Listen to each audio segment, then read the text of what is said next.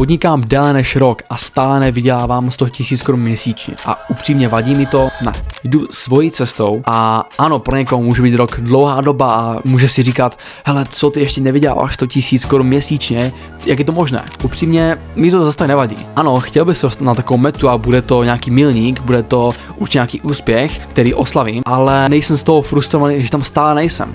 I když třeba lidi v mém věku, ano, mladší než já, tam jsou a vidíme nebo sleduje na sociálních sítích, tak je beru jako inspiraci. Ptám si jich na otázky, hele, jak jsi to dokázal? Mám udělat toto nebo tohle? Poradím, prosím tě. Doptávám se těchto lidí, jak to dokázali vlastně dostat se na takovou částku měsíčně. A i když já tam stále nejsem, tak mi to nevadí, protože vím, že aktivně a každý den dělám ty kroky k tomu, abych se třeba na takovou částku dostal, nebo to ani nemusí být 100 000. Pro tebe to může být úplně jiná částka, to je v pohodě. Takže nějaká moje message pro tebe je, že neporovnávej se s ostatníma, sleduj svoji cestu a jenom se inspiruj, doptávej se, co jak máš udělat a věřím, že se na tu svou vysněnou částku dostaneš. Takže měj se skvěle a držím ti palce. Čau.